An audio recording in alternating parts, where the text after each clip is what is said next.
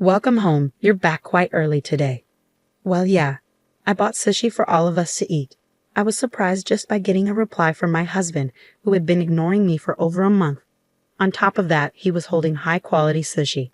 Something seemed suspicious. I became more suspicious and secretly swapped my sushi with my mother-in-law's. Oh my, it looks delicious. Let's dig in right away. Come on, eat up. To my surprise, even my mother-in-law started talking to me. There must be something going on. Convinced of this, I pretended to go to the kitchen to make tea, encouraging them to start eating first. Then, from behind the door, I watched their reactions. My mother-in-law, who ate the sushi, started shivering and coughing. Unbelievable words were uttered by them. My name is Susan, 29 years old. I got married to Ryan, whom I met through my father's introduction half a year ago. I grew up with my strict father who hates dishonesty and my gentle yet strong-willed mother. I am, to put it nicely, a serious person, or to put it badly, someone who can't adjust to the people around me. I have few friends, even after becoming an adult. I had no romantic experiences. My worried father introduced me to Ryan, who worked at the company where my father was a department head. My father seemed to have high expectations for Ryan. Ryan's first impression was serious and friendly. He listened intently to my father's stories and also engaged me in conversation, making the atmosphere pleasant. Apparently, Ryan had a good reputation at the company. He was trusted by his superiors and got along well with his colleagues because of his friendly nature. At a drinking party, when my father mentioned he had a daughter, Ryan asked to be introduced, and my father was more than happy to oblige. My father seemed a bit excited, thinking that spring had finally come for his daughter in her late 20s. It was the first time I saw my usually serious and strict father so excited. He must have been worried about my future. I wanted to live up to my father's expectations. I had never met a man who talked to me at my own pace like Ryan. As we talked, I became more and more attracted to him, and after a few dinners together, we started dating. During our relationship, I visited Ryan's family home and met his mother several times. She, like Ryan, was friendly and considerate of my nervousness. I thought if I could marry into this family, and just when I was thinking that, Ryan proposed and we got married. I was so happy at that time. But half a year after our marriage, I couldn't help but regret it.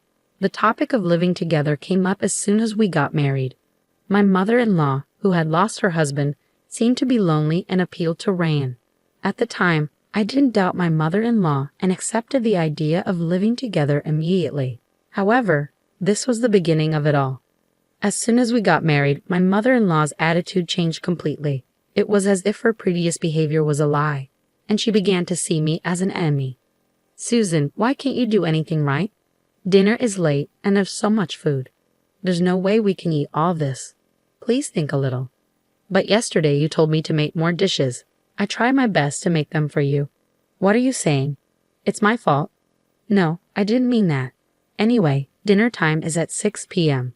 Please be punctual from now on. You can't even prepare a proper meal. I never thought that someone like you would become my daughter-in-law. This kind of thing happened almost every day. My mother-in-law's demands changed constantly, and even if I tried to meet them, she complained about something else. It was the same this time. After finishing work and rushing home, I finished preparing dinner at 6 p.m. But my mother-in-law didn't show up at the table until nearly 7 p.m. She complained that the food was cold and that I wasn't considerate enough. Ryan usually came home late due to overtime and social gatherings. As a result, especially on weekday evenings, I had to endure more attacks from my mother-in-law in front of Ryan. My mother-in-law would act a little more restrained. However, that didn't mean she stopped scolding me. Sometimes Ryan would defend me when he saw her behavior, but that was only at first. Gradually, maybe he got tired of it, and one day, Ryan said this to me. Please try to adapt to my mom. I was speechless at his words. How much more do you want me to do? I held back the urge to yell out, I want to adapt to your mother too, but her demands keep changing. Even if I try to adapt, I can't just be flexible. You're an adult. You should be able to handle that much. Ryan coldly dismissed me with those words. The friendly and serious Ryan I knew when we first met was nowhere to be found. The situation was getting worse and worse. Ryan started to side with his mother blatantly. He agreed with her complaints and laughed at me. His mother, on the other hand, directed a triumphant smile at me because her son was on her side. My mother-in-law and Ryan treated me like a maid. On weekends, they would go out together, leaving me with the housework. Or they would go out to eat together, even though I had prepared dinner. There were also times when Ryan brought home takeout just for him and his mother. The only reason I didn't leave their house was that I didn't want to worry my parents. My parents were delighted when I started dating Ryan. At our wedding, my usually serious father cried. I didn't want to disappoint my parents, who had such high hopes for our marriage and sent me off with their blessings. Besides, if something happened between Ryan and me, it would affect my father's reputation. So even though my mother-in-law mistreated me and my husband didn't stand by me, I decided I had to endure it and keep going. My only comfort was my pet cat, John. When I said I wanted to bring John, who I had bought before getting married, my mother-in-law didn't like the idea, but I insisted. Now, I'm really glad I brought him. After getting married, John comforted me countless times. Somehow, I managed to get through each day, until one day, it started suddenly. My mother-in-law and husband started to ignore me. I was puzzled by the sudden change, with no warning or reason, no matter how much. I tried to talk, but I was ignored. Asking for a reason or trying to compromise was all in vain. Even when I tried to talk or did housework, I continued to be ignored. Then, 1 month later, Ryan, who usually comes home around 7 p.m. at the earliest, came home unusually early at around 6 p.m. that day. As I thought I would be ignored, I called out to him, "Welcome home. You're back quite early today." "Well, yeah, I bought sushi for all of us to eat." I was surprised just by getting a reply from my husband, who had been ignoring me for over a month. On top of that, he was holding high-quality sushi. Something seemed suspicious. Before I could feel happy about him finally speaking to me and buying sushi, I wondered what on earth he was up to. As I found my husband's behavior strange, moreover, Ryan placed my share of the sushi on the table first. For the past few months, there hasn't been a single time when my husband prioritized me over his mother. This is definitely suspicious. As my distrust grew, I secretly swapped my sushi with my mother-in-law's. "Oh my, this looks delicious. Let's dig in. Come on, Susan, eat up quickly." Surprisingly, even my mother-in-law started talking to me. There must be something going on. Convinced of this, I encouraged them to start eating first. "I'll go make some tea. You both go ahead and start eating." "Oh, I feel bad, but you're right. Hot tea is perfect with sushi. We'll start eating, so come back quickly." Pretending to head to the kitchen, I watched them from behind the door. After whispering to each other, my husband and mother-in-law began eating sushi. Then suddenly, my mother-in-law started shaking and coughing violently. Tears filled her eyes as she struggled to speak. Ryan frantically patted her back. She shot him a sharp look. "You, what's going on? Why is there so much wasabi in my sushi? I told you to be careful not to make a mistake. What is this? I put wasabi on Susan's sushi first. There's no way I made a mistake, but I can't eat this. I wanted to see Susan suffer from eating sushi with wasabi, but now the plan is ruined because of your mistake. What are we going to do?" I couldn't stay silent after hearing their conversation. What on earth is going on here? A lot of wasabi. Did you try to make me suffer? Both of them had a we're-busted look on their faces. However, my mother-in-law quickly changed her expression and sneered. "That's right. We ignored you for a whole month, but you seemed just fine. So we thought we'd tease you a little." "That's terrible." "What's terrible? You should be grateful. Just act like a useless daughter-in-law and stay in the house." Even as my mother-in-law yelled at me, my husband didn't try to stop her. I couldn't take it anymore. I finally let out the words I'd been holding back. "I'm going back to my parents' house." I gathered my essential belongings and put John into a pet carrier. As I walked to the door with my bags, Ryan finally tried to stop me. "Come on, you're joking, right? This is too much just for a little joke." His unapologetic words only strengthened my resolve. Without a word and without looking at Ryan's face, I left his parents' house. My mother welcomed me back home. At first, she looked surprised to see me return so suddenly, but she quickly let me in. "If you don't want to talk about it, you don't have to. But if you're okay with it, I'm here to listen." I told her everything that had happened since getting married. How my mother-in-law bullied me, how my husband gradually took her side, and how I was treated like a maid. I also told her about a month of being ignored and almost being forced to eat sushi with a huge amount of wasabi. I told her everything and I apologized for causing trouble after she had happily sent me off to get married. "I'm sorry, Mom, but I just couldn't take it anymore." It's okay, dear. Your father and I just want you to be happy. We don't want you to be with Ryan if it's causing you so much pain. You've been strong for so long."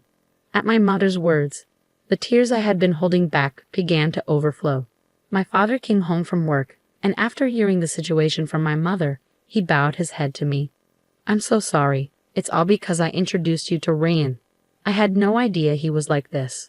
With the pained look on his face, my father made me feel even worse. Then a call came in. It was from Ryan. The phone rang for a while, but I didn't answer it at all. I kept staring at the screen, waiting for the call to end, and finally, it stopped ringing. That's when I noticed a notification from an app. It was the pet monitor app I installed for John. I had set it to send me a reminder at this time to make sure I didn't forget to refill John's water before going to bed. Curious, I opened the app and pressed the button for live streaming. There, my mother-in-law and husband appeared on the screen. What should we do? Susan isn't answering the phone. It's fine, she'll come back eventually. Anyway, what should we do to her next? Ha ha ha. What if she says she wants a divorce? I'll lose my position as the boss's son-in-law. I was able to pass work off to my subordinates because of my position as my boss's son-in-law. I can't afford to lose that now. Boss's son-in-law. Hearing that, I couldn't hold back my anger any longer. My father, who was next to me, felt the same way. He quietly stared at the screen with a look of disbelief, his hands trembling. I immediately sent a message saying, "Let's get a divorce." Several calls came in right after, but I ignored them and went to sleep. That Saturday morning, the doorbell rang early. Oh my, who could it be this early in the morning? I heard my father's voice from the entrance. Following her voice, I heard the voice that had been irritating me. "Please let me talk to Susan. She's misunderstanding a lot of things." It was Ryan, since I didn't answer his calls. He came all the way to my house.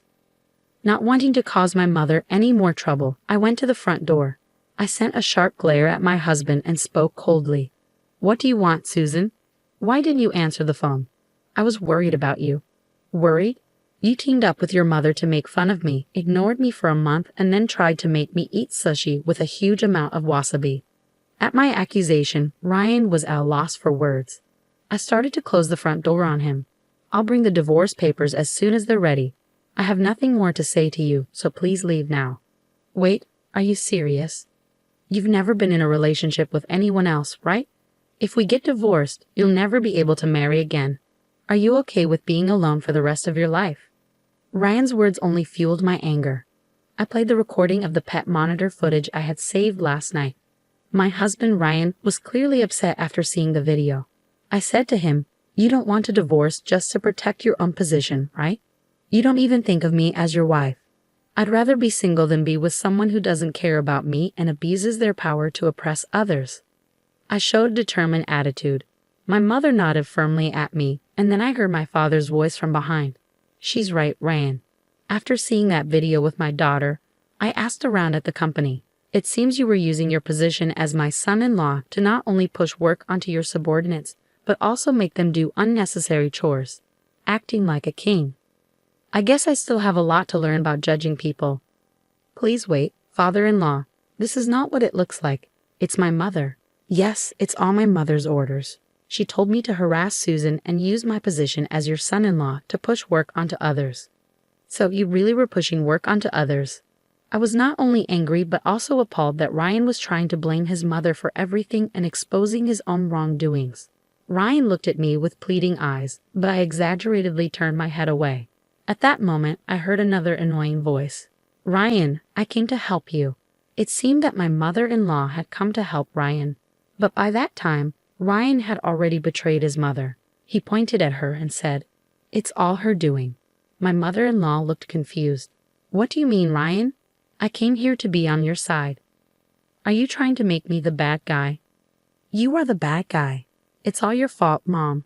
If you hadn't harassed Susan, none of this would have happened. We wouldn't be talking about divorce. And I wouldn't be worried about losing my position. Don't blame me. It's all your fault for trying to get rid of me."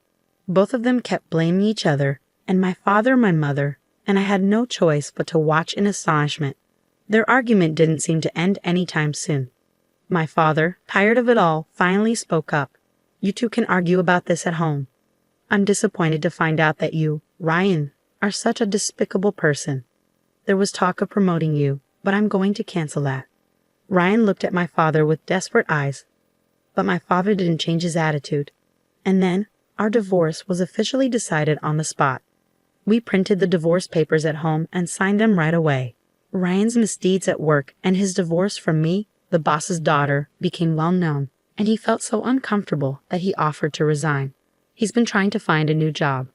But the rumors have spread to other companies in the same industry, and he hasn't been hired. He's trying to switch to a different industry, but it's not going well. After fighting with his mother over this incident, Ryan left his parents' home and started living alone. But he has no money and is living in a shabby apartment. He's doing day labor jobs to get by, barely making it through each day. His mother, who used to dote on him, is now living alone and feeling lonely. The neighbors found out about her mistreatment of her daughter-in-law, and she's living a life without conversation, receiving cold stares. I'm living with my parents again, just the three of us now. That's a burden for my ex-mother-in-law, and Ryan is gone. I can focus on my work better than ever before, and I've been given bigger responsibilities. 1 year after the divorce, I see signs of a new spring coming in my life. The person is a junior colleague with whom I successfully completed a project. Since joining the company, we've worked together many times and built a trusting relationship. Until recently, we only talked about work, but lately I've been invited to meals. The other day, he asked me out. This time, I want to build a happy family, and I believe that with him, my wish will come true.